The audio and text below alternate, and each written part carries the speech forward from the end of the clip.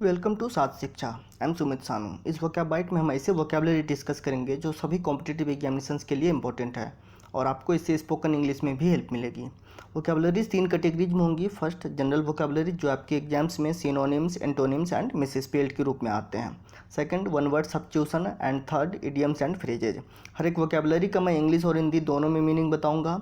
इन vocabularies को मैं sentence में यूज करके भी दिखाऊंगा, जिससे आपको इनकी मीनिंग अच्छे से समझ में आएंगी और आपको रटने की आवश्यकता नहीं पड़ेगी। तो आप इस वीडियो को लास्ट तक देखिए। वीडियो के लास्ट में मैं आपसे एक क्वेश्चन पूछूंगा जिसका जवाब आपको कमेंट बॉक्स में देना है। इस वोकैब बाइट की पीडीएफ का लिंक मैंने वीडियो के डिस्क्रिप्शन में दे दिया है, तो उस लिंक पर क्लिक करके आप पीडीएफ ओपन कर सकते हैं। तो चलिए स्टार्ट करते हैं। First word is immune. IMMUNE। Immune means protected from a disease, किसी बीमारी से प्रतिरक्षित, सुरक्षित। जैसे इम्यून टू अ डिजीज, किस बीमारी से प्रतिरक्षित। इम्यून टू एन इन्फेक्शन, किसी संक्रमण से प्रतिरक्षित, सुरक्षित। इम्यून का दूसरा मतलब है not affected by a thing, मतलब किसी चीज़ से अप्रभावित रहना। जैसे इम्यून टू स्कोल्डिंग, डांट से अप्रभावित रहना। जैसे घर में कोई बच्चा होता है, उसे कितना भी डांट दें उसे कोई फ़र्क नहीं पड़ता, वो शरारत करेगा ही, गलतियां करेगा ही। तो ऐसे बच्चे के लिए कह सकते हैं इम्यून टू स्कोल्डिंग। सेंटेंस में देखिए, the vaccination will make the child immune to smallpox. इस वैक्सीनेशन से बच्चा स्मॉल पॉक्स से सुरक्षित हो जाएगा, प्रतिरक्षित हो जाएगा। मतलब इस वैक्सीनेशन को लेने के बाद बच्चा को स्मॉल पॉक्स नहीं होगा। Politicians eventually become immune to criticism. यहाँ पर देखिए एक वर्ड आया है इवेंचुअली, ये हमने पहले डिस्कस किया हुआ है। इवेंचुअली का मतलब होता है अंत में, आखिरकार। तो पॉलिटिशियंस जब पॉलिटिक्स में आते हैं उस समय उन्हें बड़ा फर्क पड़ता है कि कौन क्या कह रहा है, लेकिन बाद में आखिरकार अंत में वो ऐसे हो जाते हैं जिनको आलोचना से कोई फ़र्क नहीं पड़ता। तो इम्यून का मतलब किसी बीमारी से प्रतिरक्षित होना, सुरक्षित होना, या किसी चीज़ से फ़र्क नहीं पड़ना किसी को। नेक्स्ट देखिए, vulnerable. VULNERABLE, vulnerable means open to attack और डैमेज, मतलब किसी चीज़ से असुरक्षित होना, किसी चीज़ के खतरे में होना। जैसे वल्नरेबल टू अ डिजीज, मतलब किसी बीमारी का खतरा बना रहना, किसी बीमारी से असुरक्षित होना, मतलब वो बीमारी हो सकता है। वल्नरेबल टू एन इन्फेक्शन, मतलब कोई व्यक्ति इतना कमज़ोर है कि उसे कोई इन्फेक्शन होने का खतरा बना रहता है, उस इन्फेक्शन से वो असुरक्षित है। वल्नरेबल टू एन अटैक, कोई ऐसा कंट्री है जिसका बाउंड्री सिक्योर नहीं है, तो उस पर अटैक का खतरा मंडराता रहता है, तो ऐसे देश को बोल सकते हैं vulnerable to an attack. Vulnerable to flood, Bharat के बहुत सारे राज्य ऐसे हैं जहां हर साल बाढ़ आती है और बहुत नुकसान होता है, यहाँ बाढ़ का खतरा हमेशा बना रहता है, तो ऐसे स्टेट्स के लिए कह सकते हैं वल्नरेबल टू फ्लड। सेंटेंस में देखिए, elderly people and people with diabetes, heart disease and asthma are more vulnerable to covid.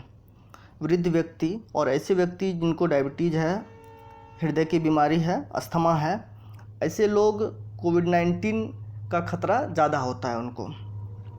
Migrant workers are vulnerable to exploitations, प्रवासी मजदूरों को शोषण का ज़्यादा खतरा बना रहता है, वो इस चीज़ से असुरक्षित रहते हैं। तो वल्नरेबल का मतलब किसी चीज़ से असुरक्षित होना, किसी चीज़ का खतरा बना रहना। Denounce, DENOUNCE, denounce means to criticise someone और समथिंग हार्शली एंड पब्लिकली, मतलब भर्त्सना करना, सार्वजनिक रूप से किसी की कटु आलोचना करना। सेंटेंस में देखिए, the opposition parties called press conference to denounce the actions of the police. विपक्षी दलों ने पुलिस द्वारा की गई कार्रवाई की आलोचना करने के लिए एक प्रेस कॉन्फ्रेंस बुलाया। A few people denounced the revocation of article 370 as the murder of democracy in Jammu and Kashmir. कुछ लोगों ने, मुट्ठी भर लोगों ने जम्मू एंड कश्मीर में आर्टिकल 370 हटाए जाने की आलोचना की और ये कहा कि ये जम्मू एंड कश्मीर में लोकतंत्र की हत्या है। तो डिनाउंस का मतलब कटु आलोचना करना। Next is cease, CEASE, cease means to put an end to a state or activity. Come to an end मतलब किसी गतिविधि को बंद कर देना या वो गतिविधि बंद हो जाना। जैसे सीज अ मिलिट्री एक्शन, सैनिक कार्रवाई बंद कर देना। सीज प्रोडक्शन, प्रोडक्शन बंद कर देना, उत्पादन बंद कर देना। सेंटेंस में देखिए, the factory ceased manufacturing when the demand plummeted. यहाँ पर एक वर्ड है देखिए, प्लमेटेड। प्लमेट वर्ड हमने पहले देखा हुआ है, किसी चीज़ का बहुत तेज़ी से गिरना, नीचे आना। तो द डिमांड प्लमेटेड मतलब मांग तेज़ी से घट जाना। तो the factory ceased manufacturing when the demand plummeted, जब मांग घट गई बहुत ज़्यादा तो फैक्ट्री ने मैन्युफैक्चरिंग बंद कर दिया, मतलब उस सामान का उत्पादन बंद कर दिया। Once the treaty is announced the fighting on the border will cease, जब दो देशों के बीच समझौता हो जाएगा तो उन दोनों देशों के बीच जो झगड़ा चल रहा है, लड़ाई चल रही है बॉर्डर पर, वो भी बंद हो जाएगा। तो सीज का मतलब हो गया किसी कार्य को बंद कर देना या वो बंद हो जाना। Next is semi, SEAMY, semi मतलब स्लोवनली, मोरली डिग्रेडेड, अनप्लीजेंट मतलब गंदा, घटिया, अनैतिक, खराब। जैसे सीमी साइड ऑफ लाइफ, ज़िंदगी का खराब पहलू, गंदा पहलू। जैसे आप एक एक्टर को पर्दे पर देखते हैं, वो एक ईमानदार पुलिस वाले का रोल करता है, वो सबकी मदद करता है, वो बहुत अच्छा आदमी है। लेकिन कई बार न्यूज़पेपर में उसके बारे में आता है कि वो बहुत गंदा इंसान है, वो लोगों को धोखा देता है, वो शराबी है। तो ये जो दूसरा पहलू है इसको बोलेंगे उसकी लाइफ का सीमी साइड। सेंटेंस में देखिए, the novel gives a vivid description of the semi side of city life. Vivid description होता है जीवंत चित्रण किसी चीज़ का। तो ये उपन्यास शहरी जीवन का जो गंदा पहलू है उसका जीवंत विवरण प्रस्तुत करता है, जीवंत चित्रण करता है। As a crime reporter he has a wide experience of seamy side of life. एक क्राइम रिपोर्टर होने के नाते ज़िंदगी के जो गंदे पहलू हैं उस चीज़ का उसे बहुत बड़ा अनुभव है। तो सीमी का मतलब गंदा, खराब, अनैतिक। नेक्स्ट देखते हैं, देखिए वन वर्ड सब्स्टिट्यूशंस है अब। Loquacious, LOQUACIOUS, loquacious means one who talks a lot, talkative मतलब बातूनी, वाचाल, जो बहुत ज़्यादा बोलता है।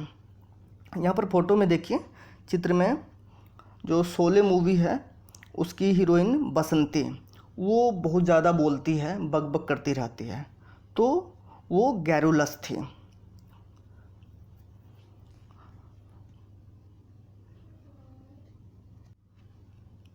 लोकेसस का ही सिनोनिम है गैरुलस। तो लोकेसस और गैरुलस का मतलब हो गया वातुनी, वाचाल, जो बहुत ज़्यादा बोलता है। नेक्स्ट देखिए, सोलिलक्वी, इसको सीधे शब्दों में मैं आपको बताता हूँ। कोई ड्रामा या कोई प्ले, उसमें एक कैरेक्टर स्टेज पर अकेला आता है और वो खुद से ही एक लंबी बातचीत करता है, तो उसको बोलते हैं सोलिलक्वी। उसके साथ स्टेज पर और लोग नहीं आते हैं और कैरेक्टर नहीं आते हैं, और वो जो बातचीत करता है खुद से, वो अपनी अंदर की फीलिंग्स बताता है, एक्सप्रेस करता है। यहाँ पर देखिए जो चित्र में दिखाई दे रहा है, ये शेक्सपियर का एक बहुत ही पॉपुलर रचना है, हेमलेट। उसमें सोलिलक्वी को दिखाया गया है, जो बहुत पॉपुलर हुआ था। तो उस सोलिलक्वी को ये चित्र दिखाता है। नेक्स्ट देखिए, सोलिलक्वी से ही रिलेटेड एक वर्ड है उसी के जैसा, मोनोलॉग, MONOLOGUE, मोनोलॉग। मोनोलॉग में क्या होता है, एक कैरेक्टर स्टेज पर आता है, उसके साथ और भी कैरेक्टर आ सकते हैं या नहीं भी आ सकते हैं। वो कैरेक्टर स्टेज पर आके किसी दूसरे कैरेक्टर से बात करता है, जो स्टेज पर प्रेजेंट हो भी सकता है, नहीं भी हो सकता है, तो इसको मोनोलॉग बोलते हैं। तो आप इन दोनों के बीच डिफरेंस समझिए, सोलिलक्वी और मोनोलॉग के बीच। सोलिलक्वी और मोनोलॉग दोनों में एक कैरेक्टर स्टेज पर आता है और लंबी बातचीत करता है, लंबा भाषण देता है। लेकिन सोलिलक्वी में वो खुद से ही बातचीत करता है, जबकि मोनोलॉग में वो दूसरे कैरेक्टर से बातचीत करता है। सोलिलक्वी में स्टेज पर उसके अलावा और कोई नहीं होता है, जबकि मोनोलॉग में उसके अलावा उस कैरेक्टर के अलावा और भी कैरेक्टर्स हो सकते हैं। तो ये दो मेन डिफरेंस हैं इन तीनों के बीच। अच्छा, अभी हमने 3 वर्ड एक जैसे पढ़े हैं, लोकेशस, सोलिलक्वी, मोनोलॉग। इन तीनों में देखिए कहीं पर या तो लॉग है या लॉक वर्ड है, LOQ ये वर्ड है। तो आगे भी कहीं अगर लॉक या लॉग आता है तो आप समझिएगा ये बातचीत करने से रिलेटेड वर्ड है।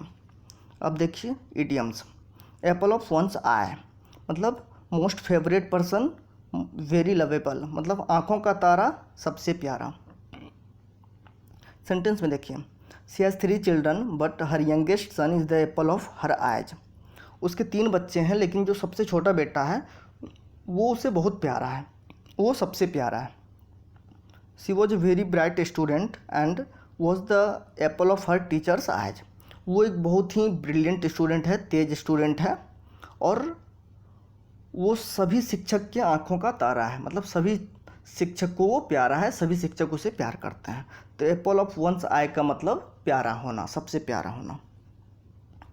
नेक्स्ट देखिए, Apple of Discord means a cause of quarrel, झगड़े का कारण।